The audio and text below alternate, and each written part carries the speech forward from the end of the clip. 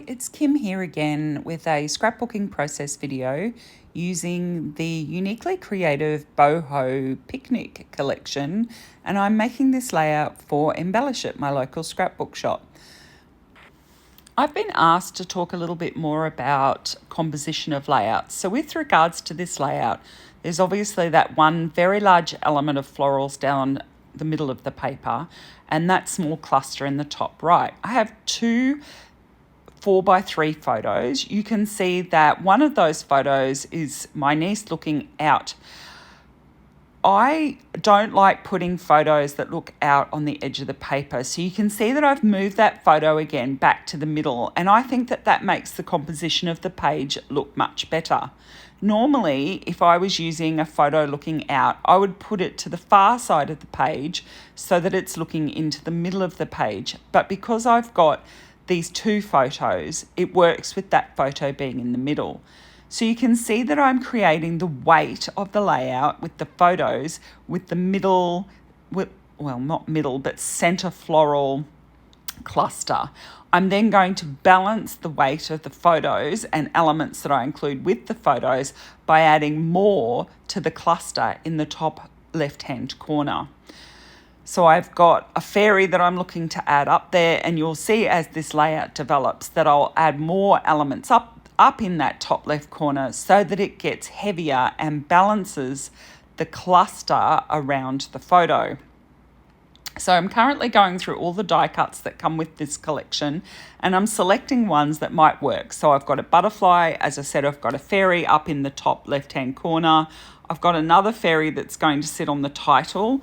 Now you can see that the elements I'm putting with the photos, I'm making them quite tight around the photos. That's another compositional process that I like to use, in that I usually like all of my elements to be touching each other. Obviously with this one I've got that heavy weight of elements around the photos, and then I've got that balance up in that top left corner, but the elements in the top left corner will all touch each other and the elements around the photo will all touch each other. I'm currently now going through the papers looking for items that I can fussy cut, and I'm going to fussy cut some windows out of that pattern paper. So there's one of the windows and there's another one coming now, and those elements are going to end up sitting behind the photos to give more interest. Now it works completely well with the photos sitting on the background paper, but by adding these window frames behind them, it just gives more interest to the photo elements, thus draws your attention more to the photos. And obviously in a scrapbooking page, your photos are meant to be the focus of your layout. So by adding more items around them to draw attention to them, better. I've also picked out 3 sets of leaves that I'm going to fussy cut as well to add to this cluster around the photos. So you can see that I've got the first frame there with those flowers attached to it. So they're going to sit out to the side, and then my little butterfly, which I'm cutting now that was a die cut, but it's got a really wide white strip around the die cuts, and I don't like that. So I'm just going through fussy cutting off all of those white borders around the die cuts. So I did that for the 2 fairies that I've selected, the little branch and flowers underneath with the title and the butterfly. I'm now cutting the centers out of this window frame because it's going to sit off to the left of the left photo, and I want to be able to see through the window to the flowers behind, as you would if there was glass in a window.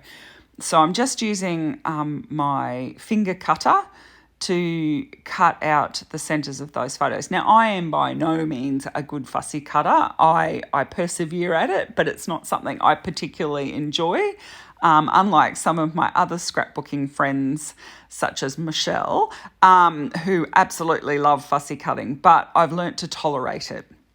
So you can see that my design is now starting to come together with the windows, the photos, the title's going to sit under the photos, and some fussy cut elements. And I think it's starting to look quite good, but I would like to add something else underneath the photos to yet draw more attention to them. And I've been back through the papers, and I'm not finding anything that I want to fussy cut out. There's nothing in the die cuts that I want to use because Other layouts have been made from this collection previously, so some of the die cuts have already been used. But there is in this collection a Dreamcatcher die. And so I'm going to get that out in a moment, and I'm actually going to cut several dream catchers with the die, and then I am going to use that to add another element. So this is the last of my fussy cut leaves, and I'm just looking where to place that, and they're also going underneath the photos. So I'm really concentrating things around the photos. So you can see I've got all the various fussy cut leaves there that I've cut out. You can see I'm clustering everything around the photo, so it is really drawing your attention to that photo. And that's a significant part, as I said, about how I go about putting my layouts together. So I should pull out this die now, I hope. Yes, there it is. It's a gorgeous, very intricate die. And now I'm looking for the paper that I want to use to cut that out with. None of them are really exciting me, but then on the back of the fussy cut sheets, there's a really nice yellowy coloured paper with touches of distressed goldy sort of effect on it. And I thought, although it's not going to stand out a lot from the background, I can add something to it after it's been die cut in order to draw more attention to it, because it is quite similar to the background. So you can see I've cut out two of the dream catchers there. One's going to go under the photo, and the other one is going to go up in that top left-hand corner. Just the feathers off the dream catcher will go up in that top left corner. And you'll see as I go along what I'm going to do to help that dream catcher element stand out more.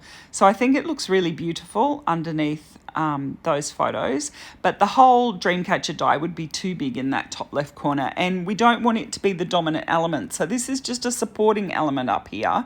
The dominant element is down with the photos. So what I'm going to do is I'm going to fussy cut out a cluster of flowers, and I'm going to layer the feathers with that cluster. So I've cut those out, and I will have the feathers under it, and then the fairy will sit on top of the flowers. And so I think that weights well against the weight of the main element. So now I'm going to paint my title. I have decided that I'm going to use gold with this layout. So I have some gold paint. It's a little bit thick, so I'm going to add a little bit of water to it, and then I will paint this white chipboard. Being white, the chipboard paints really, really easily. So this is part of that same Boho Picnic collection. There's a whole heap of titles in there as well as some other elements. So I've just picked Magical Moments as the title, and I'm just painting that gold. And now I'm going to paint some of that same gold just roughly over the feathers on the Dreamcatcher. So it's certainly by no means painted solid gold. It is just touches up and down, mainly the edges of the feather elements and the bottom of the Dreamcatcher, because that's what you're going to see. The rest of the Dreamcatcher is actually hidden underneath the photos. So you can see that I'm just roughly dabbing some gold around. So it's mainly that creamy yellow color with then just dabs of gold, and I'm going to do the same thing to the feathers that are in that top left cluster, and that little bit of gold will just make them stand out so much more from the background. The other thing I'm going to do, I'm just going to take all the elements off, and I'm going to add a bit more water to the gold paint, and then I'm going to splatter it around the background. So just mixing it up till it's quite runny, and then just splattering it, and it's going to add a beautiful shimmer around the printed flower clusters on the background paper. So, you know, some of these steps like splattering the gold paint aren't necessary, but they really add an extra layer and an extra element of interest to your layout. So more interesting, less flat, but doesn't add a lot of bulk, which is a good thing if you're storing layouts in albums. So now I've got all of my elements ready. I'm going to stick them down on the background paper. I will use a mixture of wet glue. I like art glitter glue. It's my favorite. It dries completely clear, and it's not tacky. And I'm using some craft foam. You could use double-sided tape or offcuts of chipboard to add some slight dimension to elements in this layout. You could make it completely flat if you wanted to. I like to add a little bit of dimension into my layouts. Again, it adds just that bit more interest to them, as the raised elements will put some shadow effect down onto the layout. So my fairy is just going to sit above my flowers. So my fairy up there has 2 layers of foam and the flowers have 1 layer of foam under them. I have not glued down the feathers from the dream catcher at all, because I want them to sit free on the layout so that they have dimension to them and they look like feathers. So they're not attached except at the top. And same with the dream catcher. I'm just gluing down the dream catcher, but I'm not gluing down the feather elements, and they will hang free. I will glue the windows directly down onto the background, but I will add a layer of foam tape underneath these 2 photos. As I said, they're 4x3 inch portrait orientation photos. You could easily replace this with one 4x6 photo if that's what you had and wanted to use. So I'm just laying the elements back on so that I know where to attach them. I've got my other window. I've put some glue on it because now I've got the photos in place. I'll know where to put that window frame. And then I'll go back and stick down these photos and that frame. Now I don't generally stick glue too close to the edge, so that means that I can tuck elements underneath. So the foam doesn't go all the way to the edge. So it just means that I've got some space, because now I'm tucking these gum leaves in along the bottom of the photo with just a bit of glue, a couple of sets of gum leaves. There's another set of a different style of leaf that's going in as well. And I want to be able to stick those in underneath the photo. The branch with the flowers on it has been stuck on top of the photos. No foam tape, just directly onto the photos. And the fairy will have a single layer of foam tape, will be glued there, and then the title will be glued directly to the bottom of the photo, of that left-hand photo as well. And that's being stuck there. Now, I have the butterfly, which I missed adding. I don't think I've added that yet. So I accidentally must cut this off a little bit early. I apologize. So I'm just cutting out this word phrase, and it's going to stick below the title. And then the butterfly die cut, which I trimmed the white edges off earlier, will go at the top of the photo on the right-hand side. And now here's some close-up photos. Thank you so much for joining me today. I'd love it if you liked this video, that you press the thumbs up, and if you haven't already subscribed, I'd appreciate if you became a subscriber.